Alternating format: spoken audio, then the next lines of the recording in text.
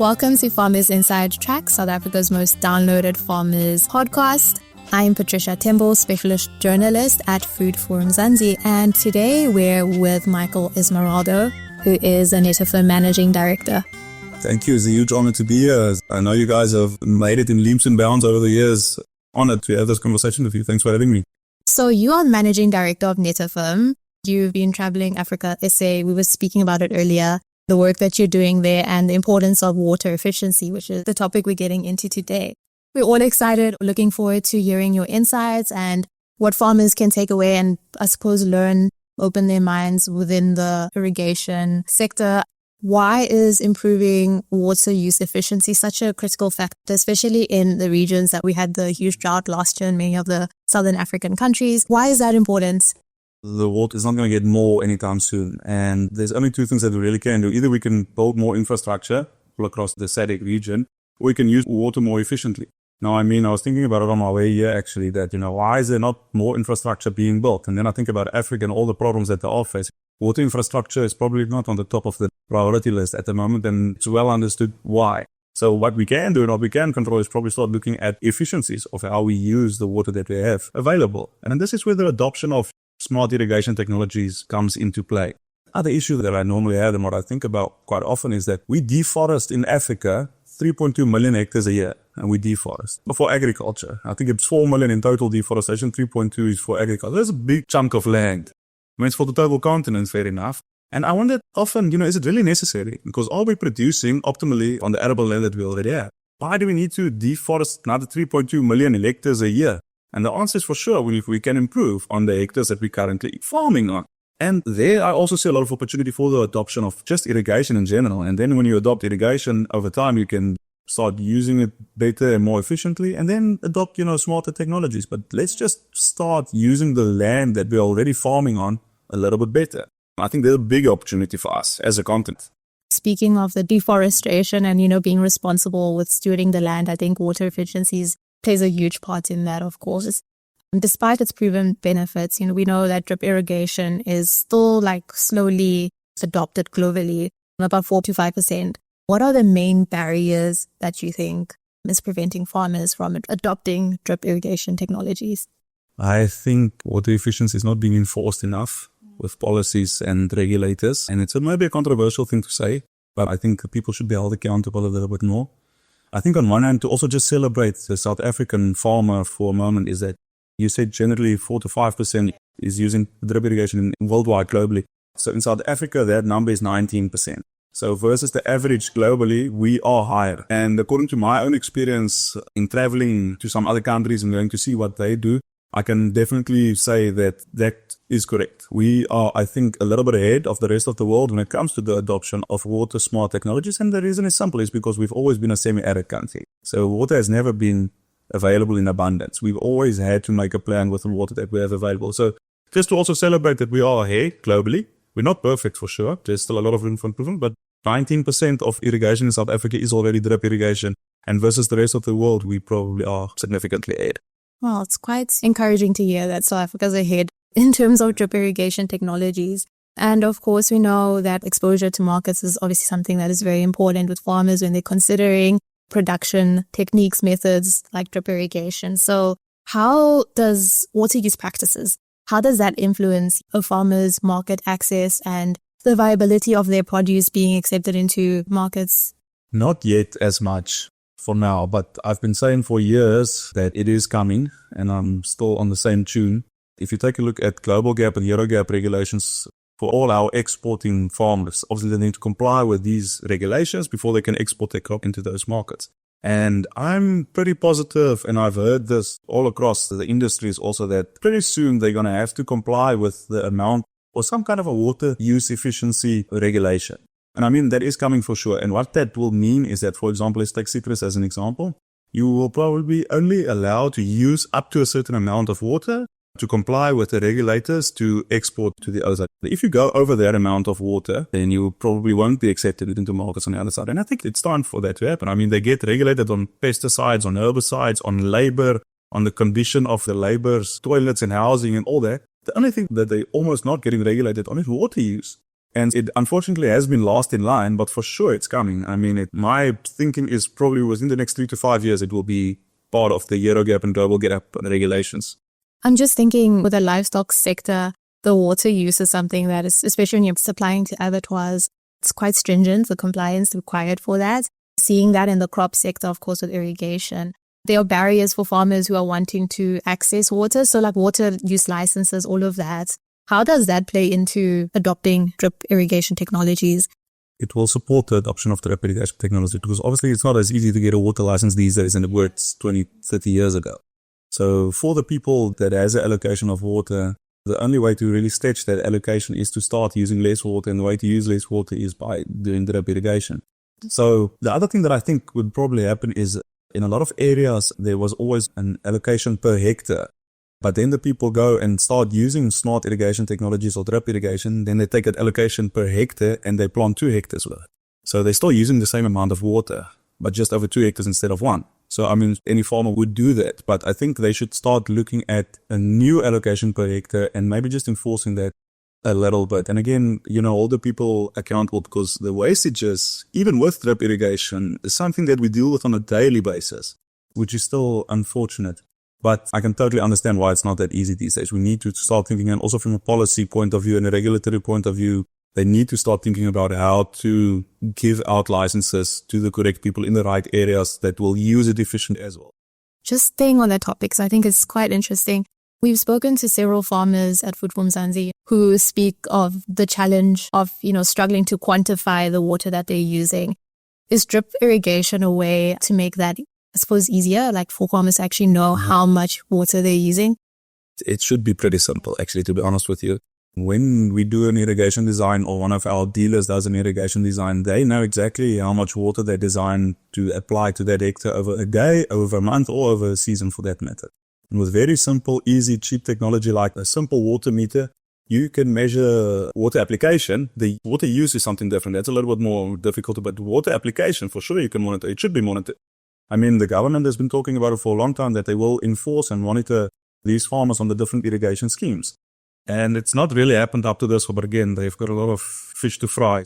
We spoke about barriers earlier as we started the podcast.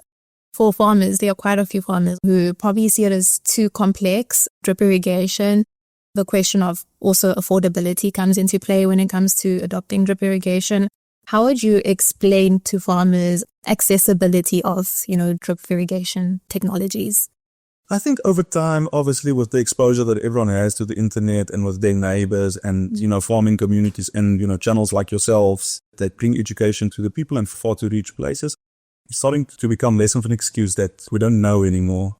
Everyone can learn. Everyone that has internet access can learn, and you can learn more than you need to know about drip irrigation by just Googling. Or these days, everyone asks more ChatGPT. You're not Googling anymore, but you'll be a better irrigator than anyone at Netafim if you just follow ChatGPT's instructions at the moment. So I don't think there's an excuse anymore about I don't know how it works. In terms of accessibility regarding the financial aspect of drip irrigation, that I agree with has been an issue for many, many years. First of all, I want to touch on the financing, by the way, of drip irrigation because I'm passionate about that. But to come back to the affordability of the technology, back in the day, it used to be difficult for everyone to afford drip irrigation. Nowadays, we manufacturing drip irrigation from, let's just say, 1 rand a meter to 10 rand a meter.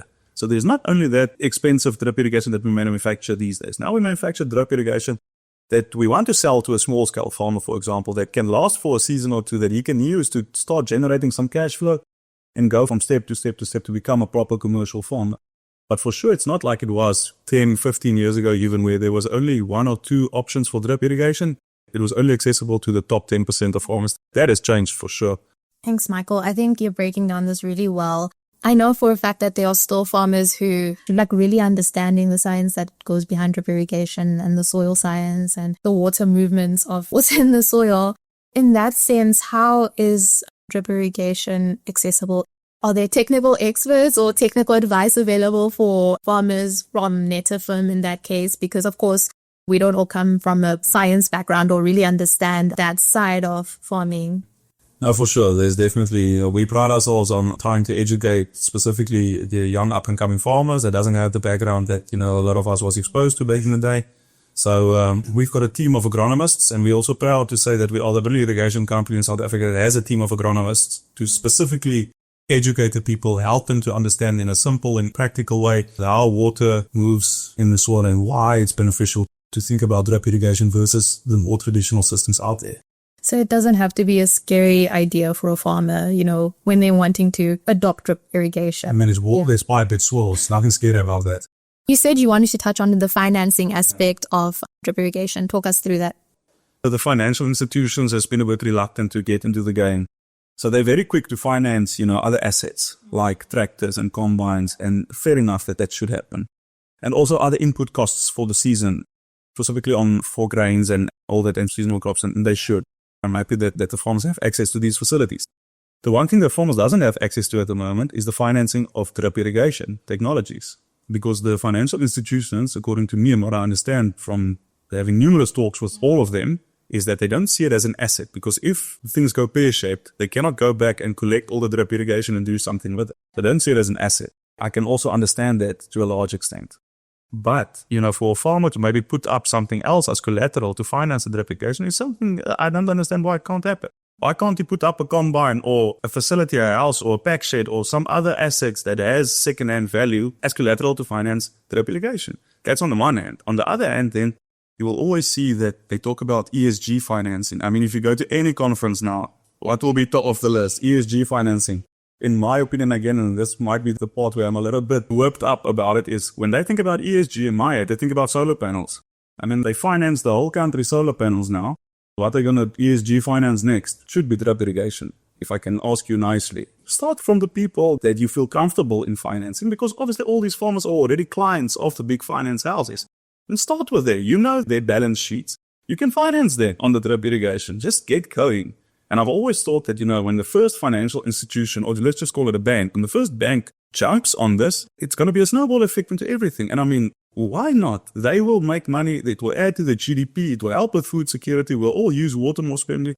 Honestly, they just need to take a little bit of risk. So I'm very passionate about this point. I've yet to see anyone really jumping on this train. I love that you've challenged the financial institutions, to look at also water and financing that. And again, thinking of maybe a farmer sitting out there saying, I only have 10 hectares. Is it worth me adopting drip irrigation? In terms of scale, are there restrictions? No, there's no restrictions. Again, I think we added to the flexibility of options when we started producing, thinner wall drip lines, more cost-efficient drip lines. So again, you can get going in a season's time. 10 hectares is more than enough. I mean, if I had 10 hectares in my backyard, I'd plant something with drip irrigation. And most probably, if you do things correctly and everything, a couple of things fall into place, you'll be successful from year one onwards, I believe. And Michael, we were speaking earlier, you've just come back from Zimbabwe and you've traveled across the world, really, working with farmers. So you are quite familiar with the unique challenges within the different regions. What advice have you found to be quite crucial for farmers when adopting drip irrigation technologies? Make sure that you educate yourself on the topic, because if you educate yourself, you're not going to be scared to adopt the technologies. And, ask the experts. There's so many experts available out there today, other than only, the internet. These people are willing to educate the people, whether they're farming on a half a hectare or 1,000 acres. I mean, really, people are willing to educate each other because we all understand that there's limited resources and we need to use it better. It's interesting that between the different countries, they all have different challenges. But for sure, we specifically see the medium to small scale farmer still very reluctant to adopt the technology, because I think there's still a stigma about it being expensive, first of all. And secondly, that, they don't necessarily understand the way it works. And there's no need to be scared of it. I think an important aspect for farmers is knowing that they're supported through the process of applying drip irrigation to their practices. How does Netafim ensure that the farmer is supported? What we try and do is, where we find a lot of success is in joining hands with industry bodies like the CRI from the citrus industry, SAMAC from the macadamia, and the Saga, Erdo, Sasri, the sugar. So these industry bodies where we go and try and educate a lot of people at once when they have all their gatherings. And then I think with social media and again, channels like you guys, we try and do our part to spread the good word. And then also on a daily basis, our agronomists and our technical advisors are in the field, busy helping the farmers. Again, whether it be big or small, we really see the bigger vision and the bigger purpose regarding this whole topic. A lot of people might think that it's a big corporate company, they're only in it to make profit. Maybe I cannot talk for the whole organization, but for me personally, I think I'm really in it for the deeper meaning and purpose of educating people and trying to create a more sustainable future for my children, even and my grandchildren as well. So it's important to have that vision and that purpose. And I mean, we do what we can, but more people should do what they can when it comes to the education of using water sustainably. Drip irrigation falls under precision technology or precision agriculture, correct? Spoke earlier that like 19% of South African agriculture has, adopted drip irrigation technologies. So how does it serve as a risk management tool for farmers, especially with the varying climate and weather conditions that we've seen in South Africa and, the broader Southern African region? How is it a risk management tool as well? It's a risk management because you use less water. And a lot of people wonder, why do you use less water when it comes to drip irrigation? It's not because the plant uses less water. I mean, a plant's a plant. It doesn't know how it gets water, whether you deliver it in a bucket or through a pivot or through drip irrigation. I mean, it just needs a certain amount of water. But where the saving comes in is in terms of the efficiency of the application. So it's well-known norms that, and you can go read up on it on the SABI, South African Irrigation Institute websites. They've got norms there about different irrigation systems and their efficiencies. Drip irrigation is sitting at 95% efficiency, which means that for every 100 liters that's being applied, 95 liters of that 100 is being used by the plant. Micro sprinklers, I cannot remember exactly, but it's 85 or 80%. And then pivot irrigation is around about 75%. And then, impact sprinklers is around about 70%. Don't quote me on all the numbers. Drip, I'm sure of what it's roughly in that range. But that's where the saving comes in. So if you just take pivot irrigation, for example, let's just assume that the efficiency is 75. I'm 90% sure it is 75%. It means that for every 100 liters you apply, only 75 is being used by the plant. So you're immediately wasting a quarter of the water that you're applying by using pivot irrigation. Now, I'm not saying all crops, all areas, everything can work with drip irrigation. There's obviously certain nuances that one needs to look at to make sure. But for sure, there's a lot of people that can adopt more efficient technologies in order to save water and use it more efficiently. When there is drought, for example, you will then know that if I only have X amount of water available, at least 95% of that water will be applied efficiently. Whereas with other irrigation technologies, you would have to use much more water to get to the amount that the plant needs. And that's how you can manage your risk a little bit more. The other way you can manage your risk when it comes to drip irrigation is because it's such a low flow, you can normally irrigate larger areas at once. So for example, if you didn't have water for a day or 2 or 3, you can immediately switch on the taps or switch on the pump, and you can irrigate a much larger area at once. Whereas with higher flow technologies, again, like sprinklers and pivot irrigation, you can only do a piece with the same amount of water, and then you go to the next block or the next block and the next block. But with drip, you can just switch on. Everything gets at least a little bit of water when you don't have enough. So these are the two strategies I would say that you can mitigate your risk with, specifically in an uncertain time for the climate. You spoke now on like high flow, low flow. With drip irrigation, is it less energy than other irrigation methods? I think that's also something that, would count as like risk. Energy is a difficult thing because, again, with drip irrigation, you irrigate a large area at once, where you will probably use the same amount of energy where other irrigation method will just use a smaller section. So you will use the same amount of energy, but drip, you can just do a larger area with the same amount of energy than other. So I wouldn't always count that as a benefit. But for sure, if you take the amount of water that needs to be applied, again, it's less per hectare. So per hectare, you would use less energy, yes, for sure. We've got a lot of inquiries about solar use and irrigation. Now, I mean, you can only use solar and drip irrigation because of the less power that you're using. There's a couple of very nice companies in South Africa actually doing this on a large scale where they are marrying the solar energy with drip irrigation because it uses less electricity. It's more efficient on the electricity so that people can at least irrigate without the uncertainty of relying on the traditional methods of power grids. No, I'm glad you touched on that as well. And to close off, I suppose, how do you see drip irrigation shaping in South Africa, I think, first of all, and then across the Southern African region? What is in the pipeline, I suppose? Listen, for sure, I think we're moving in the right direction. Again, if we come back to almost where we started to say that we're already better than the rest of the world. But I think if I could encourage, some of the other industries to maybe go and look at all the industries that have adopted this technology to a large extent, for example, the citrus industry. They are a great example, not only for us as South Africans, but for the rest of the world and the continent to go and see how they successfully adopted technology while improving yield, while improving quality, while opening up markets to the rest of the world. And I mean, it's just win, win, win, win. So I think some of the other industries in South Africa can go and knock on the door of the citrus industry to go and learn. And for that matter, the SADC countries as well. they're very young when it comes to irrigation, but the successes that we've already seen, in certain cases in Zimbabwe, in Zambia, in Malawi even at the moment, there's a lot to go and learn on farm from these success stories. I'm positive. I think that the people have seen the benefits now of these technologies. It's just now about the rate of adoption. And that is the thing that we need to speed up now. I think a lot of the convincing has been done. The score is on the board, and I think that people can see the benefits of using the water more sparingly, adopting these technologies. Again, now it's just our turn to push the rate of this adoption. That was Managing Director of Netafim, Michael Esmeraldo. Thank you so much to listening to Farmers Inside Track podcast, proudly brought to you by Food for Mzansi in partnership with Netafim.